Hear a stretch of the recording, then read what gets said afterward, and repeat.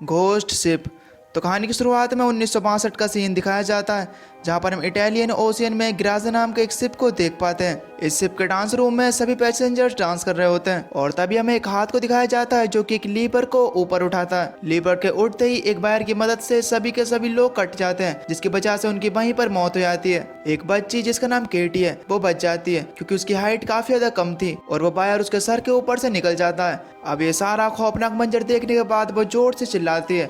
इसके बाद उस शिप का क्या हुआ इसके बारे में किसी को भी नहीं पता चला। खैर अब कहानी प्रेजेंट में आती है 40 साल आगे। यहाँ पर हमें एक क्रू को दिखाया जाता है जिसके कैप्टन का नाम सैन है। ये लोग एक शिप को बचाकर एक किनारे तक लेकर आते हैं। अब शाम को ये सभी लोग बैठकर पार्टी कर रहे होते हैं। अब इन सभी लोगों के पास जैक नाम का एक आदमी आता है जो इन्हें बताता है कि मैं एक वेदर सर्विस पायलट हूँ, और वो इन लोगों को बताता है कि आज से 40 साल पहले एक ग्रेजा नाम का शिप समुद्र में खो गया था, और जहाँ तक मुझे पता है वो बेरिंग सी के अंदर है। उस शिप के अंदर काफी ज्यादा खजाना है। मैं चाहता तो अकेले भी उस शिप को ढूंढ लेता, लेकिन मैं अकेले इस काम को नहीं कर सकता। मुझे एक पूरी टीम की जरूरत है। इसकी वजह से मैं तुमसे कहता हूँ कि तुम मेरी इस चीज में मदद करो, और इसके बाद हम सभी लोग बहुत ज्यादा अमीर हो जाएंगे। और अब ये पूरा का पूरा क्रू जैक की बात सुनने के बाद उसके साथ देने के लिए तैयार हो जाता है। इसके बाद जैक और सैन का पूरा क्रू उस शिप को ढूंढने के लिए समुद्र के अंदर निकल जाते हैं, जो शिप 1962 में गायब हो गया था, लेकिन आज तक उस शिप का कुछ भी पता नहीं चला। अब जब ये लोग जैक की बताई हुई जगह पर पहुंचते हैं तो वो देख पाते हैं कि वहाँ पर आसपास कोई भी शिप नहीं है, जिसकी वजह से वो सभी लोग बहुत ज्यादा निराश हो जाते हैं। लेकिन तभी अचानक से उनके स्टीमर के सामने एक बहुत ही बड़ा शिप आ जाता है। ये वही शिप होता है जो कि 1962 में गायब हो गया था, और इसी की तलाश में सब के सब लोग यहाँ पर आए। आप सैन के क्रू का एक मेंबर जिसका नाम ग्रीर है और साथ ही में जैक उस बोट के अंदर रुकते हैं, और इधर सैन अपने क्रू के साथ उस शिप के अंदर चला जाता है। उस शिप के अंदर बहुत ही अजीब आवाजें आ रही थी। वो लोग वहाँ पर देख पाते हैं कि उस शिप के क्लॉक का पेंडुलम आज भी घूम रहा है, और जैसे ही वो उस पेंडुलम के करीब जाते हैं तो वो पेंडुलम घूमना बंद कर देता है। और तभी उस क्रू में से एक मेंबर जो कि पेंडुलम को हाथ लगाने वाला होता है, लेकिन तभी अचानक से वहाँ पर बहुत तेज आवाज आती है, जिसकी वजह से वो लोग बहुत ही डर जाते हैं। भाई उनके पास में एक स्क्रैबल पड़ा होता है जिसके वर्ड ऑटोमेटिकली अपने आप ही जुड़ जाते हैं, और उसमें लिखा हुआ होता है वेलकम। खैर अब इसके बाद ये सब के सब लोग आगे बढ़ते हैं, और तभी इनके एक साथी के नीचे से फ्लोर टूट जाता है, जिसकी वजह से वो नीचे गिरने लगता है। लेकिन तभी मोरिन उसे पकड़ लेती है, और जब उसे पकड़ती है तो वहाँ पर उसे एक बच्ची दिखती है। ये वही बच्ची होती है जो कि आज से 40 साल पहले यानी कि 1962 में अकेली बच्ची उस शिप के अंदर बची थी। उसे देखकर हम समझ पाते हैं कि आज भी उसकी उम्र उतनी ही है। इसका मतलब यह है कि वो उस बच्ची की आत्मा है। मोरिन उस बच्ची को देखती है, लेकिन अगले ही पल वो बच्ची वहाँ से गायब हो जाती है। यहाँ पर मोरिन को कुछ भी समझ में नहीं आ रहा था कि आखिर उसने जो भी कुछ देखा वो सच था या फिर उसकी आंखों का भ्रम। मोरिन उस साथी को ऊपर खींच लेती है। खैर अब इसके बाद ये लोग एक कैबिन में जाते हैं, जहाँ पर ये लोग देख पाते हैं कि वहाँ पर एक वॉच है, और ये वॉच आज की है, जबकि शिप 1962 में ही गायब हो गया था। उस वक्त में इस तरह की वॉचेस नहीं हुआ करती थी। अब इन सब का जो कैप्टन होता है सैन, वो इन सबको बताता है कि हो सकता है कि हमसे पहले भी यहाँ पर कोई आ चुका है, और ये वॉच उसी की है। इसके बाद ये लोग उस शिप का मैनुअल लेकर वापस से अपने स्टीमर में आ जाते हैं। अगली सुबह इन लोगों को पता चलता है कि शिप के अंदर एक बहुत ही बड़ा होल है, जिसकी वजह से ये शिप धीरे धीरे डूबता चला जा रहा है, और अगले 3 दिनों में ये लोग किसी भी तरीके से उस शिप को रिपेयर कर अपने साथ लेकर जाएंगे। खैर अब इसके बाद वो सभी लोग अपने काम पर लग जाते हैं। इधर हमें मोरिन को दिखाया जाता है जो कि एक स्विमिंग पूल के पास जाती है। वो वहाँ पर देखकर हैरान होती है कि उस पूल के अंदर कुछ गोलियों के निशान हैं। अब जब वो उस पूल के अंदर से आ रही होती है तो तभी अचानक से उसके सामने वही लड़की की आत्मा आ जाती है, जिसकी वजह से वो डर कर पीछे गिर जाती है। अब नीचे गिरने की वजह से उसके सर में चोट आ जाती है और उसके सर में से खून निकलने लगता है, लेकिन वो पूल उसके खून को एब्सॉर्ब कर लेता है। वो एक बार फिर से ऊपर की ओर देखती है जहाँ पर वो बच्ची थी, लेकिन अब वो बच्ची उसे कहीं पर भी दिखाई नहीं देती। और तभी वहाँ पर जैक आ जाता है जो कि उसे ऊपर खींच लेता है। अब इन दोनों के यहाँ से जाने के बाद वो स्विमिंग पूल पूरी तरीके से खून से भर जाता है। खैर अब इसके बाद जैक और मोरिन उस शिप को विजिट करने लगते हैं। अब तभी मोरिन एक दरवाजे को खोलती है जिसके अंदर ये जाते हैं, लेकिन तभी पीछे से वो दरवाजा बंद हो जाता है। इसके बाद ये दोनों एक कैबिन में पहुंचते हैं। वहां पर पहुंचकर ये लोग देख पाते हैं कि वहां पर बहुत सारे लकड़ी के बॉक्सेस रखे हुए हैं, इसलिए वो जल्दी से अपने साथी को आवाज देकर वहां पर बुला लेते हैं। अब जब उन बॉक्सेस को खोलते हैं तो उन बॉक्सेस के अंदर बहुत सारा सोना होता है। अब उन बॉक्सेस को देखकर वो लोग बहुत ज्यादा खुश होते हैं। अब उन लोगों को अपने अमीर होने का रास्ता दिख चुका था, और ये लोग ये तय करते हैं कि ये लोग इस शिप को यहीं पर छोड़कर इस गोल्ड को अपने शिप में रखकर यहाँ से निकल जाएंगे। इसके बाद ये सभी लोग ये सारा का सारा गोल्ड अपने स्टीमर में रख देते हैं और फिर यहाँ से निकलने की तैयारी करने लगते हैं। और तभी हमें यहाँ पर दिखाया जाता है कि इनके स्टीमर का गैस सिलेंडर अपने आप ही खुलने लगता है, जिससे कि वो गैस हवा में फैलना शुरू हो जाती है। इधर दूसरी तरफ मोरिन दोबारा से उस बच्चे को देख पाती है जो कि उसी की तरफ भागती हुई आ रही होती है, क्योंकि वो उसे बॉन्ड करना चाहती है।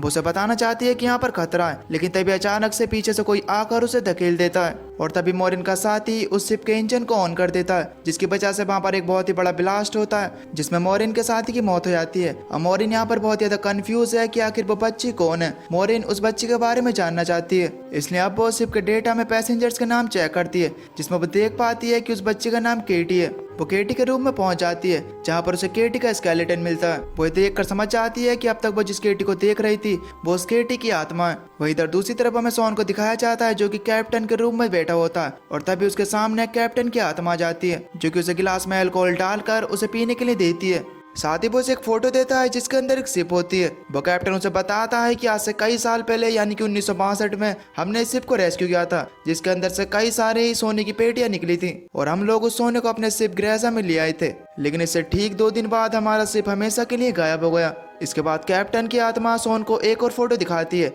और अब जब सोन उस फोटो को देखता है तो उसके चेहरे का रंग उड़ जाता है। खैर इधर दूसरी तरफ हमें मोरिन को दिखाया जाता है जो कि उसी बच्ची के साथ बैठी होती है। उस बच्ची की आत्मा मोरिन को बताती है कि इस शिप के अंदर बहुत सारे लोगों की आत्मा कैद है और जो भी ये सब कुछ कर रहा है उसे बहुत सारी आत्माओं की जरूरत है और जब उसका काम पूरा हो जाएगा तब हम सबको आजादी मिलेगी, यानी कि इसके बाद ही उन सभी सोल्स को मुक्ति मिलेगी। वहीं हमें दूसरी तरफ इनके एक और साथी को दिखाया जाता है जो कि उस जगह पर पहुंच जाता है जहां पर पार्टी चल रही थी और अचानक से वहाँ का माहौल उस तरीके से हो जाता है जैसा कि 1962 में था और इसके बाद वहाँ पर उसे ट्रैप कर मार दिया जाता है, यानी कि अब इनके 2 साथी मारे जा चुके हैं। इधर हमें इनके 2 और साथी को दिखाया जाता है जिन्हें बहुत सारा खाना मिलता है। वो खाना बहुत ही ज्यादा टेस्टी था और ये लोग बहुत ही मजे से उस खाने को खा रहे थे, लेकिन तभी अचानक से ये लोग देख पाते हैं कि जिस खाने को ये खा रहे हैं वो कीड़े हैं और इसके बाद उन लोगों को वॉमिटिंग हो जाती है। इधर दूसरी तरफ हमें सोन को दिखाया जाता है जिसे अब सब कुछ पता चल चुका है, इसलिए वो जल्द से जल्द इस शिप से निकलना चाहता है। वो जल्दी से मोरिन को ढूंढने लगता है, लेकिन तभी अचानक से उसके सामने उसका वही साथी आ जाता है जो कि ब्लास्ट में मारा गया था।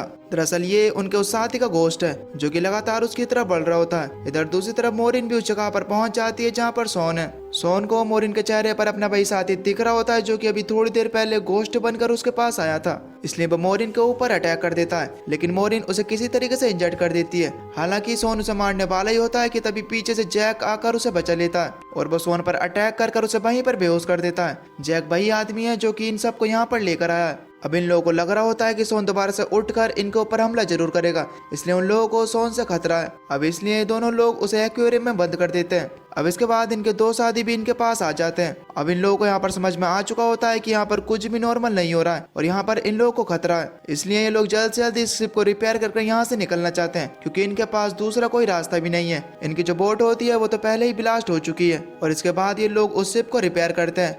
इधर मोरिन अपने एक साथी को ढूंढ रही होती है और तभी उसके सामने केटी की आत्मा आ जाती है जो कि उसे दिखाती है कि उसका वो साथी पहले ही मर चुका है। उस पार्टी के अंदर जो सिंगर थी उसने पहले तो उसके साथी को सीड्यूस किया और इसके बाद वो अपने साथ उसके साथी को ले गई।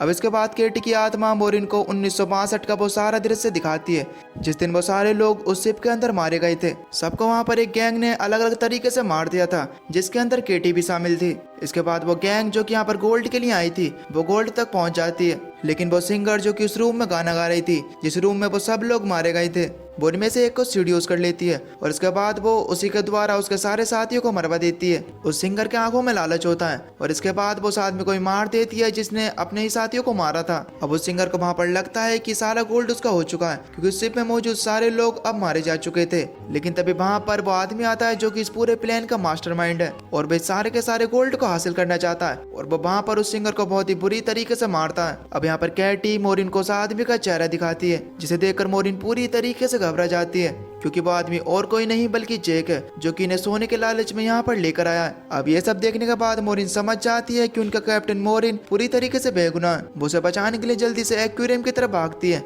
लेकिन अब उसकी मृत्यु हो चुकी है। कैप्टन की आत्मा ने जो फोटो दी थी वो जैक की होती है जो कि अब पानी में मोरिन देख लेती है। दरअसल शिप के कैप्टन ने सोन को पहले ही बता दिया होता है कि तुम लोग यहाँ से चले जाओ, इसलिए सोन यहाँ से जाने का रास्ता ढूंढ रहा था, लेकिन जैक ने जबरदस्ती करके उसे एक्वेरियम में डलवा दिया और इसकी वजह से उसकी मौत हो गई। दरअसल जैक कोई इंसान नहीं है बल्कि वो एक इविल स्पिरिट है।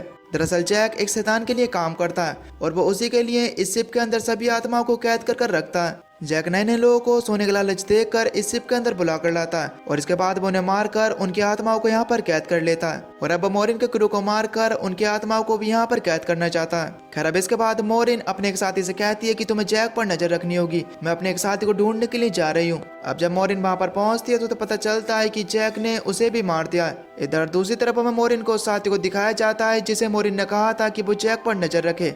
अब जैक और उसमें कुछ बहस होना शुरू जाती है और तभी मोरिन का वो साथी अपने गन निकाल कर जैक को शूट कर देता है। उसे लग रहा होता है कि शायद जैक मारा गया है, इसलिए अब वो वहां से निकल जाता है। इधर दूसरी तरफ हमें मोरिन को दिखाया जाता है जो कि अब पूरे के पूरे शिप को ब्लास्ट करना चाहती है, इसलिए वो पूरे शिप में बॉम्ब फिट कर देती है। अब तभी मोरिन के पास उसका साथी आ जाता है जो उससे कहने लगता है कि तुम्हें इस शिप को ब्लास्ट नहीं करना चाहिए, लेकिन मोरिन उससे कहती है कि मैं तो इस शिप को ब्लास्ट कर ही रहूंगी क्योंकि इस शिप के अंदर बहुत सारी आत्माएं कैद हैं और भी लोगों को इस शिप के अंदर लाया जाएगा और इसके बाद उन लोगों को मारते जाएगा और यहाँ पर ट्रैप करके लाने का सिर्फ एक ही जरिया है, वो है गोल्ड, जो कि इंसान को पागल ही कर देता है। और तभी मोरिन का वो साथी वो जैक में बदल जाता है। इस चीज से हम समझ पाते हैं कि जैक ने उसको भी मार दिया। जैक यहाँ पर मोरिन को बताता है कि पहले मैं भी एक इंसान था, लेकिन मैंने अपनी जिंदगी में बहुत से पाप किए और इसके बाद मुझे ये काम दिया गया और अब मैं एक सोल कलेक्टर हूँ और इसलिए मुझे एक शिप की जरूरत है, इसलिए मैं नहीं चाहता कि तुम इस शिप को ब्लास्ट करो। लेकिन मोरिन उसकी एक भी बात नहीं मानती। इसकी वजह से जैक उसके ऊपर अटैक कर देता है,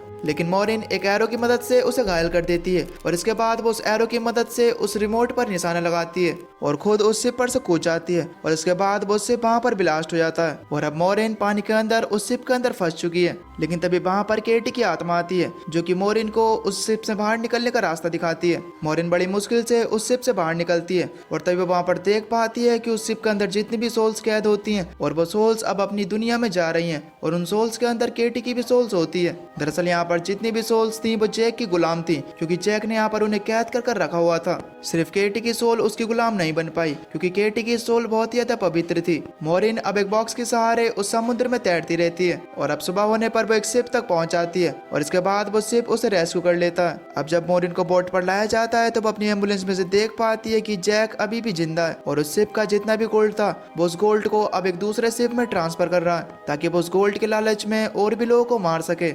मोरिन ये पूरा मंजर देखकर वहां पर चीख पड़ती है और इसी के साथ ये मूवी यहीं पर खत्म हो जाती है। तो दोस्तों आपको ये कहानी कैसी लगी हमें नीचे कमेंट करके जरूर बताना और अगर आपको वीडियो अच्छी लगी हो तो वीडियो को लाइक करके चैनल को सब्सक्राइब जरूर कर देना। बाकी मैं मिलता हूँ आपको नई वीडियो में, तब तक के लिए till then take care, love you, bye bye.